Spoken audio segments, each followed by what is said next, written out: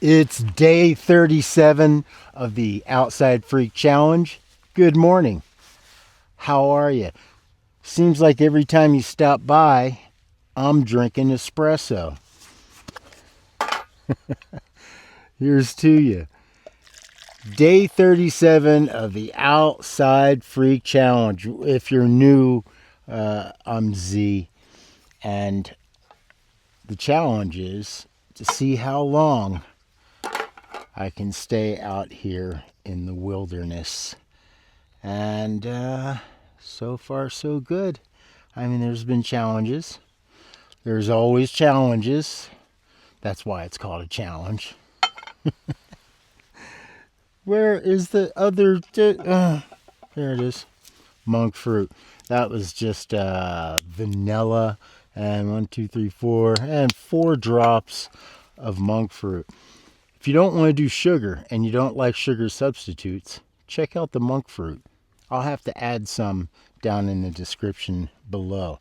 Which brings me to what I wanted to talk about today, which is gear, specifically the gear that I use for doing this.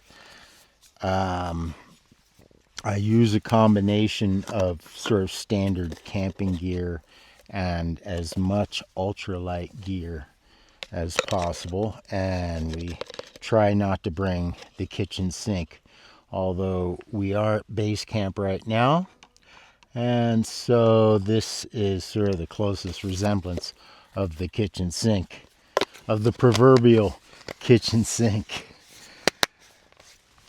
What I wanted to talk about was gear availability. If you're doing something like the PCT, long distance, or you're doing a few days or whatever, you can get specialized gear for the thing you're doing, especially if you have time to prepare for it.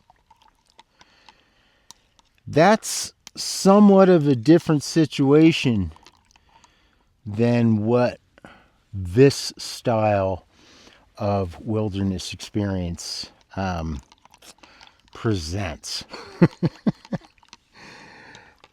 When you're out here and you're living in the wilderness, really it's about availability. I mean, sure, you can plan, have some contingencies, you could try to buy the best. But, of course, the problem with buying the best tends to be the most expensive, and then if it breaks, or if you lose it, headlamps are a great example of that. Man, you're out a lot of cash, you might not be able to replace it, or at least not be able to do so conveniently. So availability, when you're out in the wilderness, availability is huge. Now, I'm not talking about you bushcraft guys, right? You go out in the wilderness with a cork in your butt and you do just fine. Hey, props to you. I try to learn as much as I can from the bushcraft guys. But in reality, and we could go into those realities on some other video, but in reality, you want to take advantage of the modern conveniences as much as possible. Plastics is a great example. Better living through plastics. Plastic bags. Everything I'm wearing is plastic. So let's get to the important stuff here. I think I'm doing a Komodo dragon right now. So gear availability. And so what that means to most of us here in America, things are changing, but not fast enough, right? Most of what you and I get is coming from Amazon, like it or not. we can go outside of Amazon and go to other manufacturers. What typically happens is manufacturers have to charge so much to sell their specialized gear. I think anything not sold on Amazon is now specialized. Yeah. And then you don't have the consistency in shipping. So for us, we need to know. Amazon does a pretty good job of letting you know when your package has been delivered. So yeah, anyway, Amazon, right? If anyone out there, any of you gear manufacturers that make good gear that could replace the gear that I'm using right now, and you'd like me to affiliate with you, to do an associate program with you, just get in touch with me. I'd be more than happy to extend beyond Amazon.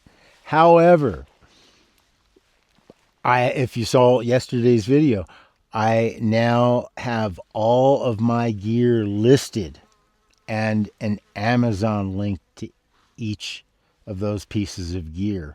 If Amazon doesn't carry it, I got the most equivalent or the next best one, if that makes sense.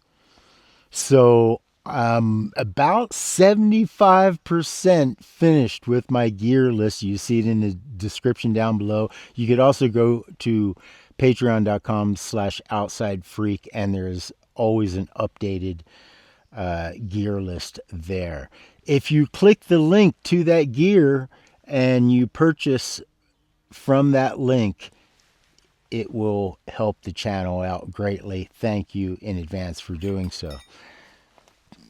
But the big thing is getting that gear list together, because the gear list, crisis or opportunity, right? And I think Amazon offers a great opportunity to really refine the gear and find out what each piece of gear, is there something better and less expensive out there? And this is a great way to find out. Are there other manufacturers that make better gear that would like to connect with YouTubers in order to promote their gear?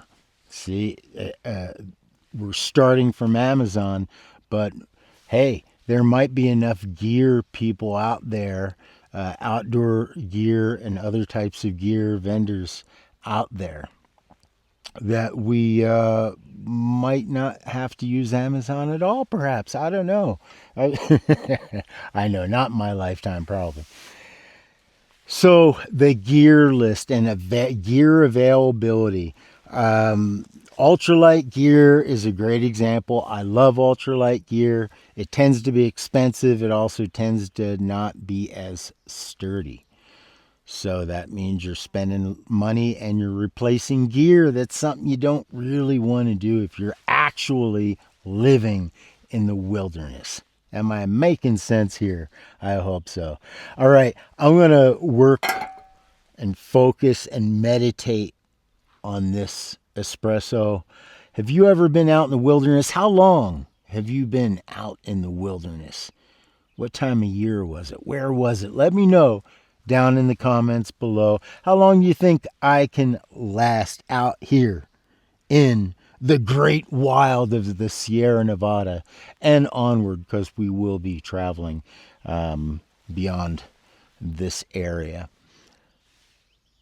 Let me know what you think down in the comments below. Thank you to all of you subscribers and all of you new subscribers. Welcome. If you want more videos, how-to videos, archives over the past 2 years, that's how long this channel's been around, go on over to patreon.com/outsidefreak. If you want to support this channel, it's, I think, $3 to join the Outside Freak over on Patreon. All right, I'll see you tomorrow. Day 37.